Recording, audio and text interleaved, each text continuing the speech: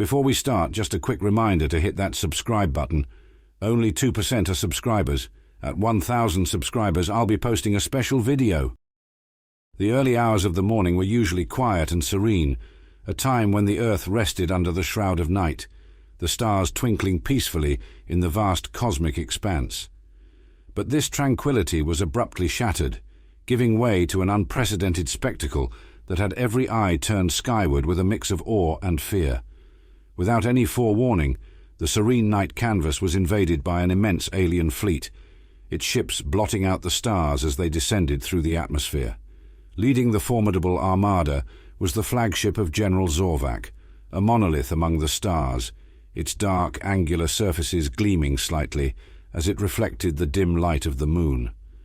Zorvac, a military titan from the distant planet Vicon, stood in the command center, his figure imposing, his eyes fixed on the blue planet below.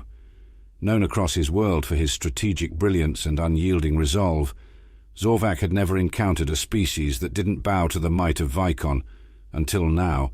As the fleet positioned itself above major cities, a global panic ensued. News channels broadcasted live feeds of the dark shapes looming in the sky, while world leaders scrambled to respond. Emergency broadcasts filled the airwaves, urging calm, but the sight of the alien ships sparked fear in even the most stoic.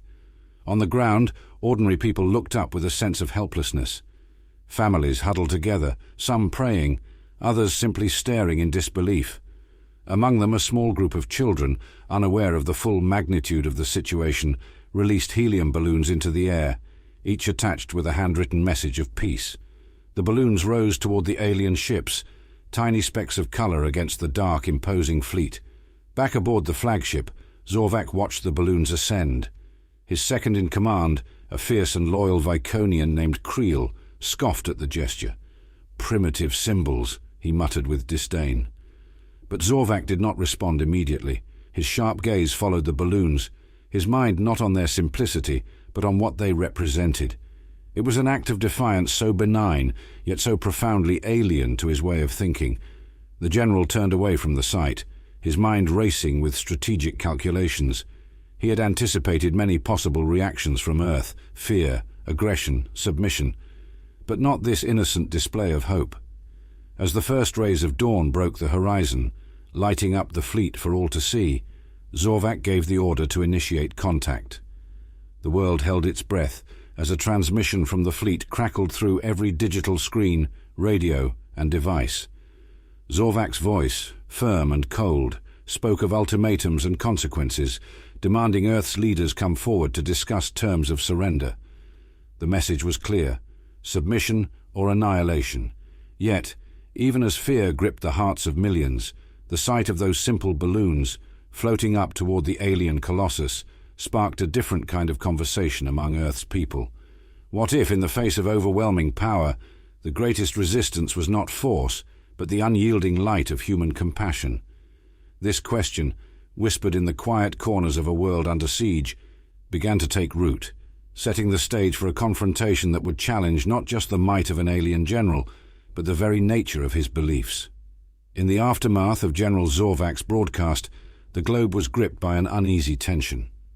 World leaders, previously divided by politics and ideology, found themselves united under the singular threat of an alien conquest. Emergency summits were convened as nations hurried to form a cohesive response to the Viconian ultimatum. In every capital, from Washington to Moscow, from Beijing to London, the same urgent discussions were held behind closed doors. Amidst this political scrambling, the alien fleet remained ominously stationary above the Earth, a constant reminder of the impending danger.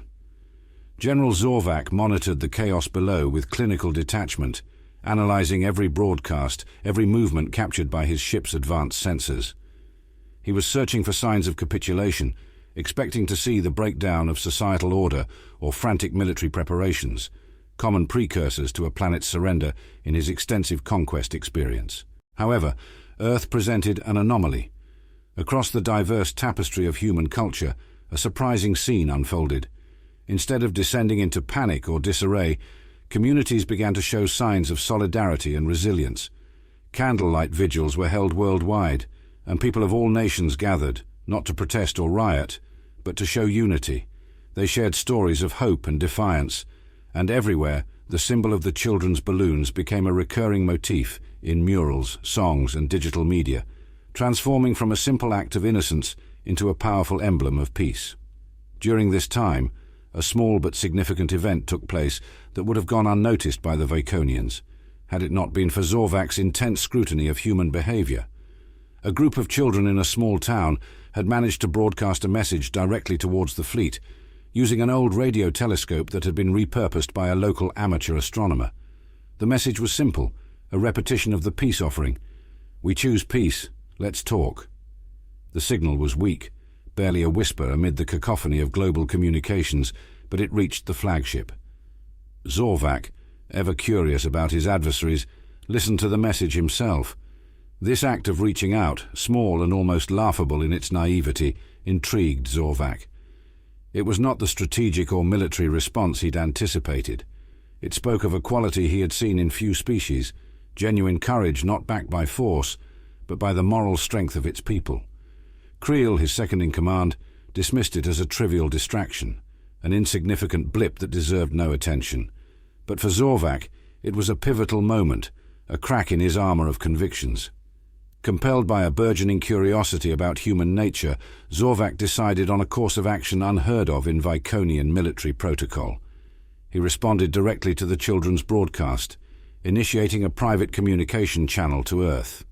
He spoke not to the world leaders or to the military generals, but to the ordinary people, addressing the children and those who stood with them in their call for peace. "Your message has been heard," Zorvak's voice echoed, not through official channels, but through the same humble telescope that had sent the initial greeting. "Why do you choose peace in the face of destruction?" he asked. The reply, crafted by the collective voice of the community around the children, was broadcast back. "Because every day gives us a chance to make things better. Even now, with you here, there is a chance for peace, for understanding. We fight for that chance." As these exchanges became public, they sparked a global movement. People rallied around the message of hope and the possibility of peaceful resolution. Meanwhile, governments continued their strategic preparations, but the public sentiment had shifted. The world was no longer united just by fear of annihilation, but by a shared commitment to demonstrate the best of humanity, even in the darkest of times. General Zorvak, watching these developments, felt an unfamiliar stirring. The courage and unity of such a fractured species challenged the very foundations of his beliefs. For the first time in his long military career, he questioned the doctrine under which he operated. Could a civilization that valued life so deeply, that fought so hard for peace without surrender, truly be conquered? Or was there something more to be learned from these peculiar, resilient beings? The seeds of doubt, once planted, began to grow, nudging the alien general towards a crossroads that could alter the fate of two worlds. As the global human spirit rallied around the message of unity and hope, General Zorvak initiated the siege phase of his conquest plan. The Viconian fleet, still hovering ominously over Earth's major cities, now deployed thousands of smaller assault crafts. These crafts descended in tight formations, setting up blockades around cities and taking control of key infrastructure points, effectively isolating regions and crippling communication lines between them. With the siege in full effect, supplies quickly began to dwindle. Fuel became scarce, and food distribution networks were disrupted, leading to shortages that threatened to plunge the populace into desperation. Electricity was sporadic, with many areas experiencing complete blackouts as alien technology disrupted power grids. The situation seemed dire, and the initial solidarity that had united humanity began to be tested under the increasing strain. Despite these hardships, humanity's response was not to buckle under the pressure, but to adapt with remarkable ingenuity. In cities like New York and Tokyo, communities set up rooftop gardens to grow their own food. Engineers in Berlin and Mumbai devised methods to generate power through makeshift turbines and solar panels. In smaller towns, horse-drawn carriages made a comeback, serving as a primary mode of transportation when fuel was no longer accessible. Captain Elena Maris, a tactical genius from the European Defence Force, emerged as a key figure in organizing a resistance. She understood that conventional warfare against the Viconians was futile. Their technology was too advanced, their forces too overwhelming. Instead, Elena championed guerrilla tactics that aimed to exploit the aliens' unfamiliarity with Earth's varied and complex terrain. Under Elena's guidance, small teams carried out hit-and-run attacks on Viconian supply lines and isolated patrols. They used the sewers, subways, and natural landscapes as their battlegrounds, striking quickly and then vanishing into the urban and rural sprawl. Each successful raid not only weakened the Viconians' logistical capabilities, but also boosted the morale of human forces and civilians alike. One particular operation, led by Eleanor herself, targeted a Viconian communications hub outside of Paris. The hub coordinated the alien fleet's terrestrial operations, and its loss would severely hamper their efficiency on the ground. The resistance fighters, equipped with improvised explosive devices and hacking tools created from scavenged alien technology, infiltrated the hub under the cover of night. The operation was fraught with danger, and the resistance fighters encountered stiff opposition from Viconian guards. However, the element of surprise and their superior knowledge of the terrain gave the humans an edge. After a fierce firefight, they managed to plant the explosives and retreat to a safe distance before detonating them, sending shockwaves through the alien command structure. General Zorvac, observing the loss from his command ship, felt a mix of admiration and frustration. The humans' resilience and adaptability were commendable, but they were also proving to be a significant nuisance. The ongoing guerrilla attacks were a stark contrast to the quick and decisive conquest he was accustomed to. Each act of resistance on the part of the humans further fomented his growing respect for them as worthy adversaries, complicating his emotional and strategic calculations. Zorvac's contemplation deepened after witnessing another act of human compassion during the chaos. After a Viconian craft was downed over London, instead of seizing the opportunity to eliminate the alien crew, local residents formed a human shield around the crash site, protecting the injured Viconians from further harm. This act was broadcast globally, not just by human media, but also picked up by Viconian surveillance, showcasing an unexpected and profound gesture of humanity. This event, much like the children's earlier message of peace, stirred something within Zorvac. It was becoming increasingly clear that Earth was not merely another conquest, but a planet teeming with individuals capable of both fierce resistance and profound acts of kindness. This duality puzzled and intrigued him, sowing seeds of doubt about the morality and necessity of his mission to conquer Earth. As the siege continued, Zorvac found himself frequently distracted, caught between his duty to his people and his growing respect, and now a budding empathy for humanity. As the siege tightened, and the Viconian fleet's dominance became more entrenched, a coordinated global resistance, spearheaded by Captain Elena Maris, began to take form. This was not just a collection of disparate fighters, it was a united front, bringing together the best military minds and guerrilla warfare experts from around the globe. This resistance was born out of necessity, forged in the fires of alien oppression, and driven by a singular goal: to reclaim Earth from its would-be conquerors. Elena, recognized for her strategic acumen and unyielding courage, was appointed the leader of this global force. Her first act was to establish a covert network of communication among the resistance cells spread across the continents. Using encrypted signals and old-school radio frequencies less susceptible to alien interception, the resistance could coordinate large-scale operations without tipping off the Viconian forces. The resistance's strategy was multifaceted. While some units continued to engage in guerrilla warfare, others focused on hacking into the aliens' communication arrays to intercept and misdirect orders. This cyber warfare proved invaluable, causing confusion and disarray within the Viconian ranks, disrupting their seemingly unstoppable march across Earth's territories. One of the most daring plans involved a coordinated global strike on Viconian ground forces, simultaneously at multiple critical points. The idea was to stretch their resources thin and exploit their lack of familiarity with Earth's unpredictable weather and rugged landscapes. From the dense jungles of the Amazon to the freezing tundras of Siberia, Earth's natural environments became arenas of resistance. During one particularly intense encounter in the Sahara Desert, where the heat and sandstorms played havoc with the alien tech, Elena led a coalition of North African and Middle Eastern fighters. They ambushed a Viconian convoy that was transporting crucial supplies, including food and spare parts crucial for their machinery. The humans, more accustomed to the harsh desert conditions, utilized the sandstorms as cover, moving in with speed and precision to overpower the alien troops. Amidst the chaos, an unexpected moment of humanity emerged, one that would resonate deeply with both sides of the conflict. As the dust settled, Elena found a Viconian soldier separated from his unit, severely wounded and struggling beneath the wreckage of their transport vehicle. Instead of leaving him to the mercy of the desert, she made the decision to save him, signaling to her troops to help lift the debris and administer first aid. This act of compassion didn't go unnoticed.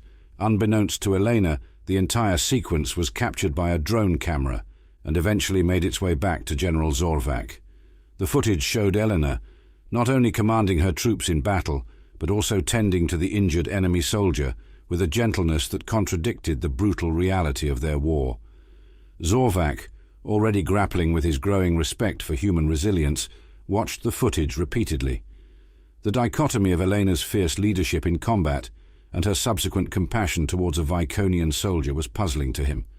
In Viconian culture, the injured were often left behind, a necessary sacrifice for the greater good of the mission. Seeing Elena's actions challenged everything Zorvac thought he understood about warfare and honor. As the resistance continued to gain momentum, fueled by small victories and acts of defiance, Elena became not just a military leader, but a symbol of hope for people around the world. Her example inspired a new wave of recruits, swelling the ranks of the resistance with volunteers eager to defend their planet.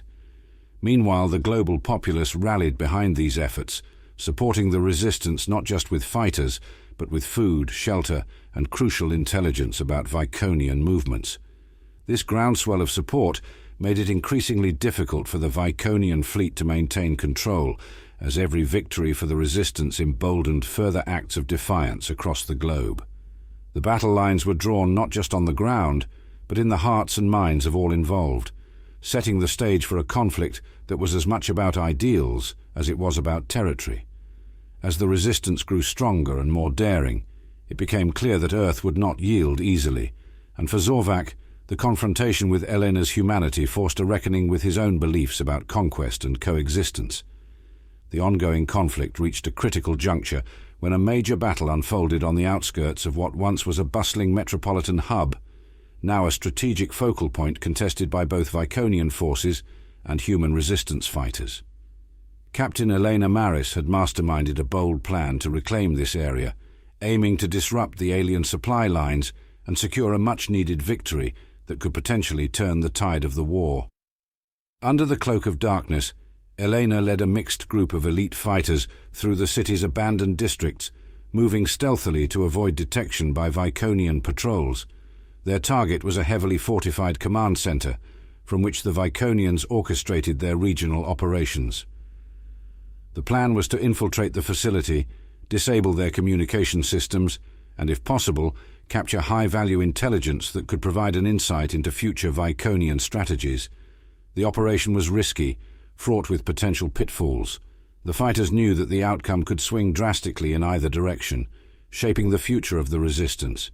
As they approached their objective, a sudden, unexpected sandstorm provided them with additional cover, but also added to the challenge of navigating through the unfamiliar, hostile terrain. Inside the Viconian command center, General Zorvac was temporarily stationed, overseeing the consolidation of alien positions across the region. He was unaware of the imminent threat posed by Elena's team. However, his instincts, honed through countless battles, sensed the unease in the air, a signal that the night would not pass quietly. The battle erupted suddenly when a group of resistance fighters, separate from Elena's team, engaged a Viconian patrol nearby, drawing attention away from the main assault team. In the chaos, Elena and her squad breached the perimeter defenses of the command center, engaging in intense close-quarters combat. The Viconians, caught off guard, scrambled to mount a defense, but the precision and ferocity of the human attack threw them into disarray. Amidst the fierce firefight, a critical moment unfolded that would define the course of events to follow. General Zorvac, recognizing the severity of the threat, personally entered the fray, leading his troops to repel the invaders. It was during this intense confrontation that fate brought Elena and Zorvac face to face for the first time. The battle paused momentarily as both leaders, surprised by the direct encounter, assessed each other. Elena, recognizing the figure from the transmissions and understanding the significance of capturing or eliminating the Viconian general, raised her weapon. Zorvac, equally aware of the critical impact his death or capture would have on his forces, prepared to defend himself. However, before either could act, an explosion nearby sent a shower of debris into the area, knocking them both to the ground. Disoriented and momentarily vulnerable, Zorvac found himself at Elena's mercy. Yet, in a move that shocked her own troops, Elena chose not to take the shot. Instead, she extended a hand to help Zorvac to his feet, a gesture of humanity that was completely unexpected in the heat of battle. This act of compassion amidst the chaos stunned Zorvac. No Viconian would have spared an enemy under similar circumstances, and yet this human, whom he had come to respect as a formidable strategist and warrior, showed mercy when none was obligated. The brief ceasefire that followed allowed both parties to withdraw from immediate conflict, each leader retreating with their forces to reassess their strategies. Zorvac, deeply affected by the encounter, found himself re-evaluating not just his tactics, but his entire understanding of the war. The humanity Elena exhibited, her willingness to offer compassion even to an enemy, planted seeds of doubt about the righteousness of his cause. Meanwhile, Elena's decision to spare Zorvac became a topic of heated debate among her own ranks, with many questioning the wisdom of her actions. As both sides regrouped, the impact of this encounter resonated deeply, influencing their approaches and strategies moving forward. For Zorvac, the human capacity for compassion under extreme duress became a haunting contemplation, challenging the very foundations of his beliefs and potentially altering the course of the conflict. In the aftermath of the intense encounter with Elena, General Zorvac found himself increasingly isolated within the confines of his command ship. The alien general's mind was tumultuous, swirling with conflicting emotions, and the haunting image of the human commander extending a hand of mercy in what should have been a moment of total annihilation. This singular act of compassion began to erode the bedrock of Zorvac's military philosophy, which had always been grounded in strength, domination, and the survival of the fittest. Back on Earth, the rumor of Elena's decision to spare the Viconian general spread like wildfire among the ranks of the human resistance and the civilian populations. While some criticized her for missing a golden opportunity to potentially end the conflict, others hailed her as a visionary leader whose actions spoke of a higher moral ground, promoting a warfare constrained by ethics and humanity. Amidst this backdrop, Zorvac retreated into a period of introspection. For hours, he would stare out of the viewports at the blue and white globe below, pondering the complexities of the human race. Their resilience and capacity for compassion in the face of overwhelming adversity were qualities Zorvac had not been trained to contend with. In his strategic calculations, he had never factored in the possibility that an enemy could display strength through kindness. Haunted by Elena's actions, Zorvac began to secretly delve into Earth's communications, listening to broadcasts, speeches, and personal stories from around the world. He discovered tales of bravery, sacrifice, and the unyielding spirit of people helping one another amidst the crisis, stories that were starkly different from the propaganda and disinformation typically spread during wartime. This newfound curiosity led Zorvac to initiate a risky and highly unorthodox experiment. He chose to temporarily halt all offensive operations, positioning it to his cadre as a strategic regrouping. In truth, Zorvac needed time to assess the situation further, to understand not just the tactical position of his foes, but their moral and psychological landscape. During this lull in hostilities, Earth's resistance movements consolidated their gains, bolstering defenses and expanding their outreach efforts. Communities began to rebuild, using the reprieve to strengthen not just their military capabilities, but also their civil infrastructure, reinforcing the belief that survival was possible, that the alien threat could be overcome. Zorvac observed all these developments closely, his views on the war and its objectives becoming increasingly conflicted. The values and virtues of the Viconians, once unquestioned, now seemed overly rigid and perhaps even flawed when contrasted with the dynamic and adaptive nature of human societies. Compelled by a growing respect for his adversaries, Zorvac sought a deeper understanding of human culture. He started learning about Earth's history, its art, music and literature, searching for insights into the human soul. This exploration unexpectedly resonated with him, stirring emotions he had suppressed under the guise of military discipline and duty. As Zorvac's views shifted, so too did his interactions with his officers and crew. They noticed changes in his demeanor and strategy, a newfound hesitation in his commands, and an unusual pattern of leniency towards human prisoners. Rumors began to circulate within the alien fleet about the general's mental state, with some questioning his fitness to lead. Meanwhile, on Earth, Elena continued to advocate for a strategy that combined military readiness with diplomatic overtures, hoping to capitalize on the apparent shift in Viconian tactics. Her approach gained traction among Earth's leaders, who were initially skeptical, but could not ignore the potential for a more peaceful resolution to the conflict. As both sides navigated this complex landscape of war, diplomacy, and transformation, the seeds of a broader dialogue were unwittingly sown by Zorvac's introspection and Elena's principled leadership. The stage was being set for an unprecedented encounter between the two leaders, one that could potentially chart a new course for both Earth and the Viconian Empire. The coming days promised a convergence of strategy and philosophy, influenced heavily by the surprising interplay of human compassion and alien curiosity. Amidst the evolving dynamics of the conflict and the undercurrents of change sweeping through both human and Viconian ranks, a secret meeting was orchestrated that would mark a significant turning point in the history of both species. The meeting, proposed by General Zorvac himself and facilitated through back channels established by mutual contacts within the resistance, was to be held in neutral territory, a deserted island in the Pacific, far from the prying eyes of both Viconian surveillance and Earth's own intelligence services. Zorvac's proposal was received with incredulity and suspicion by Earth's leadership. However, Elena, seeing a rare opportunity for dialogue, argued passionately for the meeting. She believed that the encounter could potentially lead to a de-escalation of the conflict and save millions of lives.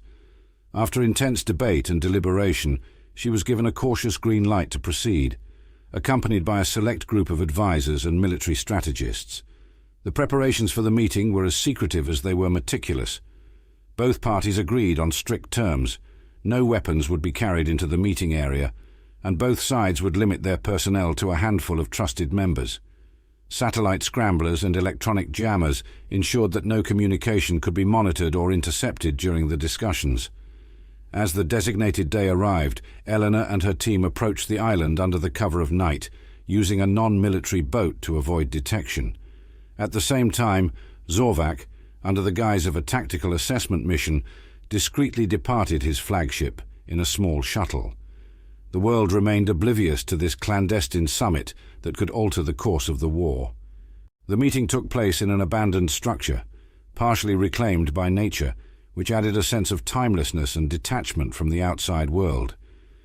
The initial moments were tense, with both leaders measuring each other, not just as military adversaries, but as potential architects of peace.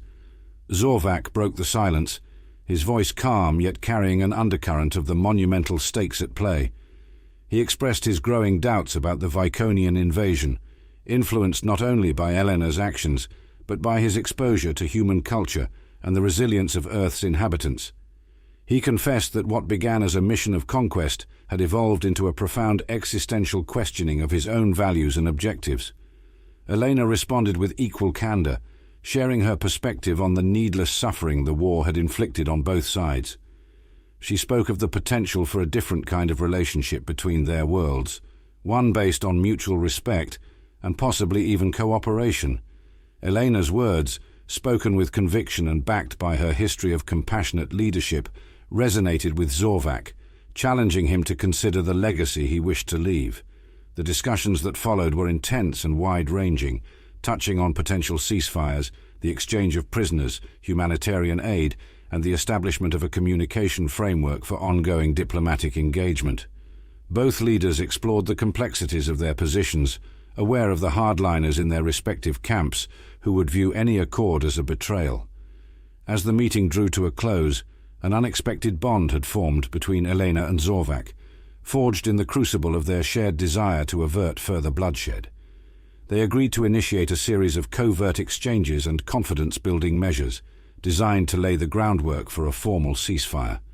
The terms were set down in a document, both symbolic and practical, that they both endorsed. Returning to their respective commands, Elena and Zorvac faced the monumental task of selling the vision of peace to their people. For Zorvac, this meant confronting the militaristic and expansionist ethos of his culture. For Elena, it involved harnessing the hope and resilience of Earth's population for a peaceful resolution, despite the widespread distrust of the Viconians. The secret meeting on the deserted island ended with a cautious optimism. Both leaders left with a renewed sense of purpose, aware that the path ahead was fraught with challenges, but also hopeful that their unprecedented dialogue could be the catalyst for a new era of peace between their worlds. As General Zorvac and Captain Elena returned to their respective bases, the ripple effects of their covert meeting began to unfurl in complex and unexpected ways. News of Zorvac's absence and unusual behavior prior to his temporary disappearance had not gone unnoticed among his officers. Suspicion brewed within the ranks, with whispers of treason circulating through the corridors of the Viconian flagship. The alien general's second-in-command, Creel, harbored deep reservations about Zorvac's recent actions and the noticeable shift in his strategic directives. Creel, a veteran of Viconian military campaigns and a staunch believer in the Empire's expansionist doctrines, viewed Zorvac's sudden inclination towards diplomacy with disdain. To Creel and like-minded officers, the very notion of negotiating with humanity, a species they deemed inferior and ripe for subjugation, was anathema. Convinced that Zorvac had been compromised, either psychologically or through some form of human manipulation, Creel began to plot a coup to oust him from command. Meanwhile, on Earth, Eleanor faced her own set of challenges. Although there was no overt betrayal brewing within her ranks, skepticism about the feasibility and sincerity of peace talks with the Viconians was rampant. Many in the resistance questioned the wisdom of trusting an alien general who had overseen months of brutal conflict and devastation. Eleanor worked tirelessly, leveraging her reputation and the respect she commanded to quell doubts and foster a fragile but emerging hope among her forces. Creel's coup began to take shape as he secretly rallied support among the fleet's officers. Using encrypted communications, he disseminated evidence of Zorvac's uncharacteristic leniency and his unsanctioned absence from the flagship. Creel argued that Zorvac's behavior endangered the Viconian mission, and more gravely, the Imperial Creed itself. As support for his cause grew, Creel planned a decisive takeover that would not only depose Zorvac, but also reaffirm their commitment to the conquest of Earth. Back on Earth, as Elena prepared for potential fallout from the talks, she initiated a series of humanitarian missions aimed at alleviating the suffering in the most devastated regions. These missions, although primarily humanitarian, also served a strategic purpose, demonstrating to her own people and to the Viconians the benefits of peace and cooperation. Each successful mission lent credibility to her vision of a future where humans and Viconians could coexist. The tension reached a climax when Creel made his move. During a routine strategy session on the flagship, he arrested Zorvac with the support of loyal security forces. The coup was swift and mostly bloodless, executed under the guise of preserving the integrity of the Viconian military command. Zorvac was detained under high security, accused of treason against the Viconian Empire. Creel's first act as the new de facto commander was to send a stark message to Earth, declaring any previous negotiations null and void, and vowing a renewed and relentless offensive. The broadcast was public and defiant, intended to demoralize the human resistance and solidify his position as a strong, uncompromising leader. Elena, upon learning of the coup and Zorvac's imprisonment, realized the fragile peace they had hoped to achieve was in jeopardy. Despite the setback, she refused to let the momentum towards peace dissipate. she addressed the global resistance and the world's populations through an impassioned speech, calling for unity and resolve in the face of renewed Viconian aggression. Determined to rescue Zorvac and salvage the peace process, Elena began planning a daring mission to infiltrate the Viconian flagship. This mission, fraught with danger, aimed not only to free Zorvac, but also to expose the factionalism within the Viconian ranks, potentially swaying the Viconian populace and the lower ranks to reconsider the path of endless conquest. As the two leaders contended with their respective challenges, the stage was set for a dramatic confrontation that would determine the future course of the conflict and the fate of Earth's relationship with the Viconians. The outcome of Elena's audacious rescue mission would either reignite the sparks of peace or plunge both species back into the depths of war. In response to the dire circumstances precipitated by Creel's coup, Captain Elena Maris moved swiftly to implement her most audacious plan yet: a covert operation to infiltrate the Viconian flagship, rescue General Zorvac, and hopefully restore the fragile peace initiative. The operation, named Liberator, required meticulous planning and the element of surprise to stand any chance of success against the formidable security of the Viconian fleet. Elena assembled a specialized team for the mission, comprising elite members of the Resistance, each with unique skills crucial to the operation's success. This included experts in stealth tactics, combat specialists, and hackers skilled in Viconian technology. The team underwent intense preparation, studying the layouts of Viconian ships captured during previous engagements and practicing zero-gravity maneuvers, anticipating the conditions they would face aboard the flagship. To approach the Viconian flagship undetected, the team used a modified stealth shuttle, one of the few capable of evading the sophisticated sensor systems of the Viconian fleet. The shuttle, pilfered from a downed Viconian scout ship and retrofitted by Earth's engineers, was equipped with signal jammers and a cloaking device, enhancing its stealth capabilities. As the operation commenced, tensions ran high among the Resistance. The world's eyes were unknowingly fixed on a battle they could not see, a battle upon which their future hinged. Elena's team launched under the cover of a meteor shower, using the natural cosmic interference to mask their approach to the flagship. Once aboard, the team split into two groups. One was tasked with creating a diversion by sabotaging the ship's energy core, a risky but necessary maneuver to draw attention away from Elena and her group, who were heading directly to the brig where Zorvac was believed to be held.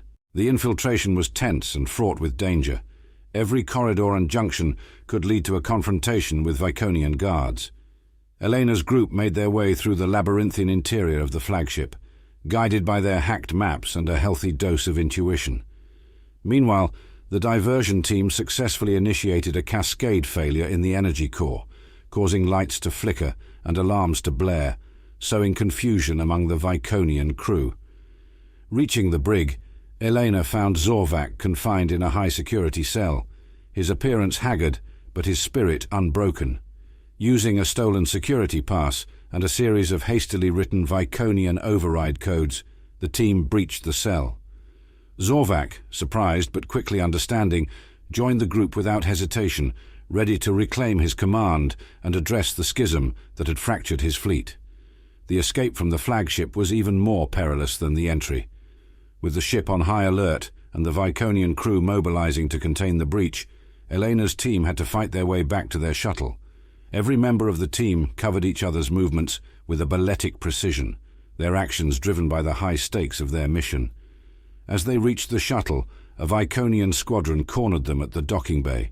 A fierce firefight ensued, with Elena and her team holding their ground against overwhelming odds. Just when the situation seemed dire, additional resistance fighters, pre-positioned in nearby cloaked shuttles, emerged to provide the necessary support to escape. The mission, against all odds, was a success. Elena's team returned to Earth with General Zorvac, whose presence promised to reignite the peace negotiations. Creel, now aware of his failure to secure his position and facing dissent within his own ranks due to the bold human intervention, was forced to reassess his stance. Back on Earth, news of the mission's success spread rapidly, bolstering the morale of the Resistance and the civilian populace. Zorvac's return was not just a tactical victory, but a symbolic one, demonstrating the resilience and courage of humanity in their quest for peace. The stage was set for renewed negotiations, this time under the wary but hopeful gaze of two species yearning for an end to conflict. With General Zorvac returned to power and Creel detained for his betrayal, the dynamics within the Viconian fleet underwent a dramatic transformation. The bold rescue operation by the humans not only reinstated Zorvac, but also exposed deep-seated divisions within the Viconian ranks, revealing a faction that was profoundly disenchanted with the endless cycle of conquest and destruction. Zorvac, now more than ever, recognized the need for a significant shift in Viconian policy towards Earth. His first-hand experiences of human courage and the unexpected empathy he felt towards them had altered his perspective irrevocably. He initiated sweeping reforms within the fleet, aimed at tempering the militaristic fervor with a new doctrine that emphasized understanding and coexistence. On Earth, the successful rescue of an alien general by human forces was met with mixed reactions. While it significantly boosted the morale of the resistance and demonstrated the effectiveness of Elena's leadership, some factions remained deeply skeptical of Zorvac's intentions. However, the prevailing sentiment was one of cautious optimism, as people began to entertain the possibility of a peaceful resolution to the conflict. As Zorvac solidified his control over the fleet, he proposed a new set of peace talks, this time to be held on Viconian soil. The gesture was unprecedented and symbolically potent. It was the first time in Viconian history that an alien race was invited to their territory as guests, rather than adversaries or subjects. Elena and a delegation composed of Earth's most esteemed diplomats and military leaders prepared for the journey to Vicon, aware of the historical significance of their mission. The talks were broadcast live across both worlds, a testament to the transparency and goodwill that both leaders sought to foster. The summit on Vicon was held in the Great Assembly, a colossal structure that served as the heart of Viconian governance. The architecture was stark and imposing, crafted from materials that shimmered with an inner light, reflecting the advanced aesthetic of Viconian culture. The Earth delegation, though initially overwhelmed by the grandeur and scale of their surroundings, were greeted with respect and diplomatic courtesy, a far cry from the hostile encounters of the past. During the summit, Zorvac openly acknowledged the valor and resilience of humanity, expressing regret over the conflict and the suffering it had caused. He spoke of his vision for a future where Viconians and humans could share knowledge and resources, working together to explore the stars as allies rather than enemies. Elena, in her address to the Assembly, echoed Zorvac's sentiments. She detailed the losses endured by Earth and the enduring spirit of its people. Her speech, while acknowledging the pain of the past, also highlighted the potential for mutual growth and the shared benefits of peace. The negotiations that followed focused on establishing a framework for interstellar cooperation, including trade agreements, cultural exchanges, and joint ventures in scientific research. Special emphasis was placed on security guarantees, with both sides agreeing to establish monitoring stations that would ensure neither party developed offensive capabilities against the other. As the summit concluded, a formal treaty was signed, heralded as the Accord of Stars, marking the beginning of a new era for both Viconians and humans. The treaty included provisions for the rehabilitation of war-damaged regions on Earth and the establishment of a joint exploration task force to venture into new areas of the galaxy. The journey back to Earth was a reflective one for Elena and her team. They returned as heroes who had not only defended their planet, but had also forged a path toward a brighter future. Celebrations broke out across the world as news of the treaty spread, with people of all nations reveling in the promise of peace. The Accord of Stars was not just a treaty, it was a testament to the power of empathy and understanding, proving that even the deepest of enmities could be overcome through courage, dialogue, and the recognition of shared humanity. As both planets looked to the stars, they did so not as adversaries, but as fellow explorers, united by a common desire for peace and prosperity. The signing of the Accord of Stars marked the beginning of a new chapter in the history of Earth and the Viconian Empire. As the news reverberated across the galaxy, it elicited a range of reactions, from cautious optimism to outright skepticism, from other spacefaring civilizations who had been monitoring the conflict from afar. Among these observers was the reclusive Xerxian Collective, a highly advanced civilization known for their isolationist tendencies and enigmatic ways. For centuries, the Xerxians had kept a careful distance from interstellar affairs, preferring to observe rather than intervene.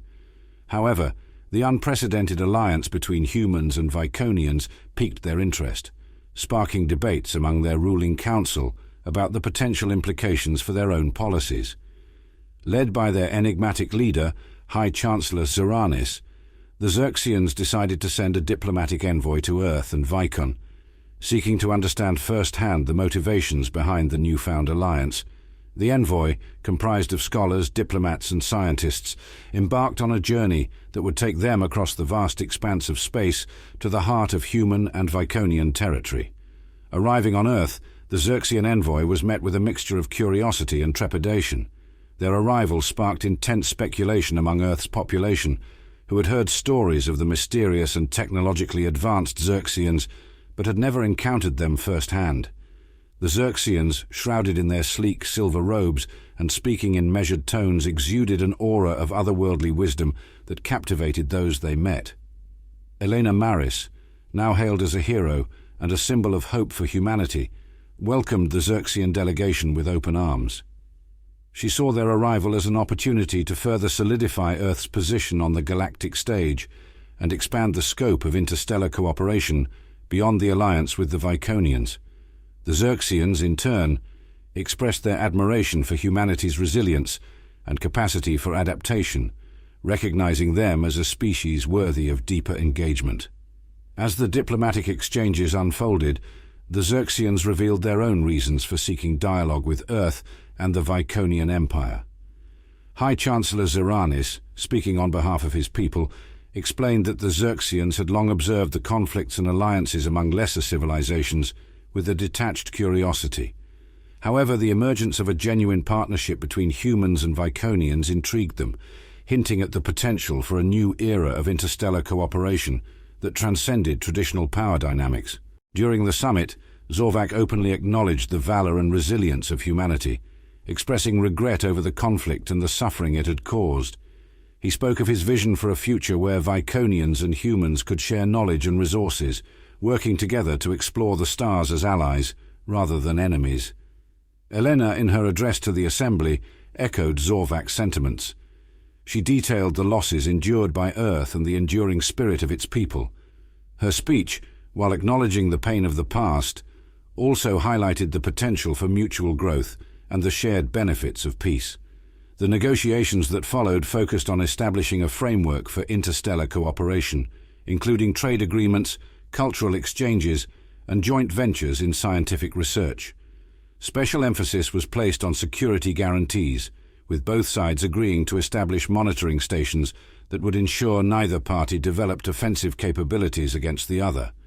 As the summit concluded, a formal treaty was signed, heralded as the Accord of Stars, marking the beginning of a new era for both Viconians and humans. The treaty included provisions for the rehabilitation of war-damaged regions on Earth and the establishment of a joint exploration task force to venture into new areas of the galaxy.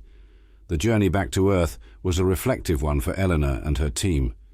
They returned as heroes who had not only defended their planet, but had also forged a path toward a brighter future.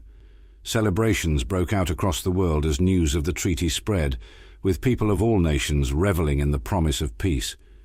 The Accord of Stars was not just a treaty. It was a testament to the power of empathy and understanding, proving that even the deepest of enmities could be overcome through courage, dialogue, and the recognition of shared humanity. As both planets looked to the stars, they did so not as adversaries, but as fellow explorers, united by a common desire for peace and prosperity. The signing of the Accord of Stars marked the beginning of a new chapter in the history of Earth and the Viconian Empire. As the news reverberated across the galaxy, it elicited a range of reactions, from cautious optimism to outright skepticism, from other spacefaring civilizations who had been monitoring the conflict from afar. Among these observers was the reclusive Xerxian Collective, a highly advanced civilization known for their isolationist tendencies and enigmatic ways. For centuries, the Xerxians had kept a careful distance from interstellar affairs, preferring to observe rather than intervene. However, the unprecedented alliance between humans and Viconians piqued their interest, sparking debates among their ruling council about the potential implications for their own policies. Led by their enigmatic leader, High Chancellor Xeranis, the Xerxians decided to send a diplomatic envoy to Earth and Vicon, seeking to understand firsthand the motivations behind the newfound alliance. The envoy, comprised of scholars, diplomats, and scientists, embarked on a journey that would take them across the vast expanse of space to the heart of human and Viconian territory. Arriving on Earth, the Xerxian envoy was met with a mixture of curiosity and trepidation. Their arrival sparked intense speculation among Earth's population, who had heard stories of the mysterious and technologically advanced Xerxians, but had never encountered them firsthand. The Xerxians, shrouded in their sleek silver robes and speaking in measured tones, exuded an aura of otherworldly wisdom that captivated those they met. Elena Maris, now hailed as a hero and a symbol of hope for humanity, welcomed the Xerxian delegation with open arms. She saw their arrival as an opportunity to further solidify Earth's position on the galactic stage and expand the scope of interstellar cooperation beyond the alliance with the Viconians. The Xerxians, in turn, expressed their admiration for humanity's resilience and capacity for adaptation, recognizing them as a species worthy of deeper engagement. As the diplomatic exchanges unfolded, the Xerxians revealed their own reasons for seeking dialogue with Earth and the Viconian Empire. High Chancellor Xeranis, speaking on behalf of his people, explained that the Xerxians had long observed the conflicts and alliances among lesser civilizations with a detached curiosity. However, the emergence of a genuine partnership between humans and Viconians intrigued them, hinting at the potential for a new era of interstellar cooperation that transcended traditional power dynamics.